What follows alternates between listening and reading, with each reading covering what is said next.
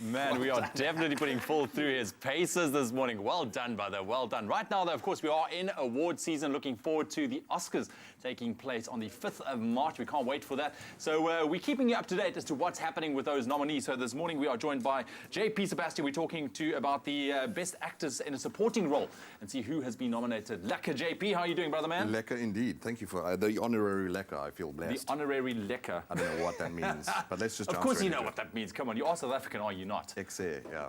There we go. Exer. Listen, let's talk about this. Best supporting actor, or best actor in a supporting role. It's a strong field, and I think, the thing is with these Oscars, we make a silly mistake of going, oh, well, because that one won, the others are bad. No. So I just want to talk roundly about three of my favorites, and the first one would be Willem Dafoe.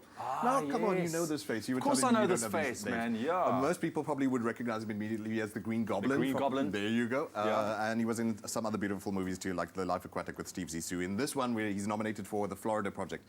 It is gorgeous. I don't know how this movie isn't even in Best Picture, but that story aside, what I want to say about Willem Dafoe is he plays a motel manager in a very poor, rundown, impoverished motel where there are people just floating in between life and outside of life and whatnot. And he basically plays this fairy godmother to these little 6-year-olds who are just trying to see the brighter side of things in this life of poverty. So it's a very tender role. He's a stern guy, but there's a bit deep, warm heart under there. And it's very different from his usual villainous stuff. But that's also because he's got this iconic villain vibe about him. He's brilliant. He loves baring those teeth. And whenever you need a devil in a movie, even if you need I'm doing Home Alone, he'll be like, hey, I'll be Satan.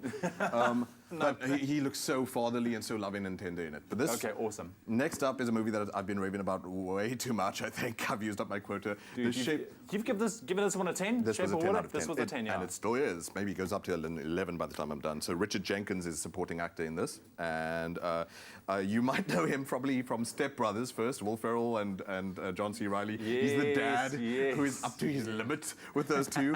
But in The Shape of Water, he plays an ally to the lead actress who is...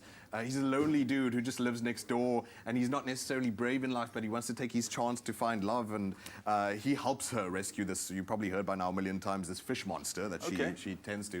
And he has to do this role where he's this timid guy, but he has to steal courage at the last minute, at the final hour, and just the delicacy, the care with which he portrays that. I don't necessarily think he wins it, but like I said, all of them are strong. Exactly. Okay. Sam Rockwell, dude. Lastly, and you know this face? It looks strangely familiar, man. Charlie's Angels bad guy, the dude who can't stop dancing. No, is that him? Way back. Righto. Okay, got it. No actual history of being nominated ever in the Oscars, but such an outlier and such an underused actor for some reason. Sam Rockwell is so great. Please go watch Moon. It's simply called Moon from, I think it was 2009. But he's nominated for 3 billboards outside Ebbing, Missouri. I just used half my brain cells trying to use that whole title. You got it right. Well done. Thank you very much. Sam Rockwell is, he plays in this a racist cop who doesn't want to help the case along for Frances McDormand, who plays this woman who's trying to figure out how her daughter was murdered.